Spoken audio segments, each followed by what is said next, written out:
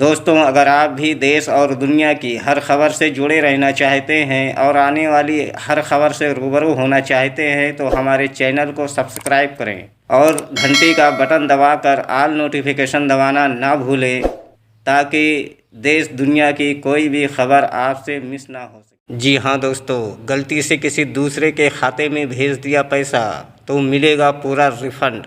जानिए कैसे। डिजिटल होती दुनिया में बैंकिंग भी शामिल है। अब आपको किसी भी छोटे से काम के लिए बैंक ब्रांच के चक्कर काटने की ज़रूरत नहीं है, बल्कि सभी बैंक इंटरनेट बैंकिंग के जरिए आपको घर बैठे कई सेवाएं देते हैं। इससे बैंक और ग्राहकों को दोनों का फायदा है। डिजिटल हो चुकी दुनिया बैंकिंग सेवाओं से आप घर बैठे लेन देन, बैंक बैलेंस जानना, चेकबुक आदि के लिए आवेदन करना और फंड ट्रांसफ़र जैसे काम आसानी से कर सकते हैं। मगर कुछ बातें ध्यान रखने वाली हैं। इंटरनेट बैंकिंग के मामले में आपकी एक छोटी सी गलती बड़ा नुकसान करवा सकती है। अक्सर हम ऑनलाइन फ्रॉड की खबरें सुनते हैं, मगर एक ऐसी गलती है जिससे आप अपना नुकसान खुद कर सकते हैं। वो है फंड ट्रांसफ़र करते समय किसी और के खाते में पैसा भेज देना। यानी आपको पैसा भेजना किसी और को था और आपने गलती से भेज दिया किसी और को। अगर आपके साथ ऐसा हो जाए तो घबराने की ज़रूरत नहीं है। दरअसल आरबीआई के नियमों के अनुसार आपको पूरे पैसे वापस मिलेंगे। हालांकि इसका एक प्रोसेस है। आइए जानते हैं पूरा फंड रिफंडिंग का पूरा प्रोसेस। ये है फंडिंग का पूरा तरीका। आरबीआई के दिशा निर्देश के अनुसार अगर आप किसी गलत वयाकित के खाते में पैसा ट्रांसफ़र कर देते हैं तो आपको पूरी रिफंडिंग की जाएगी। अगर आपसे ऐसी गलती हो जाए तो सबसे पहले बैंक को इसकी जानकारी दें। बैंक आपसे आपकी इस लेन देन का स्क्रीनशॉट मांगेगा, इसलिए ध्यान रहे कि लेन देन का कोई भी डाटा आपसे मोबाइल आदि से हटाए नहीं। फिर आपका बैंक उस बैंक से संपर्क करेगा जिसके कस्टमर के खाते में आपने पैसा भेजा है। अब वो बैंक उस ग्राहक से संपर्क करेगा जिसके खाते में पैसा पहुंचा है।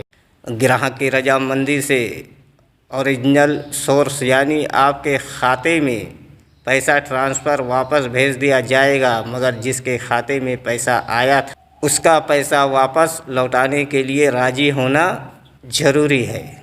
कितने दिन में वापस मिलेगा पैसा?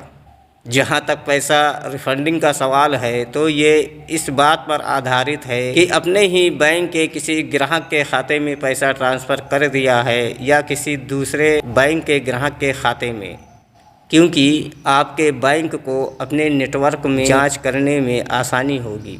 बाकी अगर आप ऐसी किसी गलती से बचना चाहते हैं तो हमेशा पैसा ट्रांसफ़र करने से पहले सारी डिटेल्स चेक करने के साथ साथ खाता संख्या जिसे आप पैसा भेज रहे हैं, खाता संख्या 2 या 3 बार चेक कर लें, क्योंकि भले ही आपको पैसा वापस मिल जाए मगर आपको दिक्कत का सामना करना पड़ सकता है। मिस कॉल के ज़रिए जानिए बैंक का बैलेंस। स्क्रीनशॉट पर सभी बैंक का बैलेंस जानिए सिर्फ एक मिस कॉल पर। हमारे स्क्रीन पर सारी बैंकों का नंबर दिख रहा है। अगर आप चाहते हैं कि मिस कॉल पर बैंक बैलेंस की जानकारी लेना तो आप अपने बैंक का नंबर चुनें और मिस कॉल दें और आपको पूरी जानकारी बैलेंस द्वारा दे दी जाएगी। दोस्तों, अगर हमारा चैनल आप लोगों को अच्छा लगे, हमारी बातें आप लोगों को अच्छी लगें तो हमारे चैनल को सब्सक्राइब करें और लाइक ज़रूर करें और घंटी का बेल आइकन दबाकर ऑल नोटिफिकेशन दबाना ना भूलें ताकि इसी तरह की हर वीडियो सबसे पहले आप तक पहुंच सके।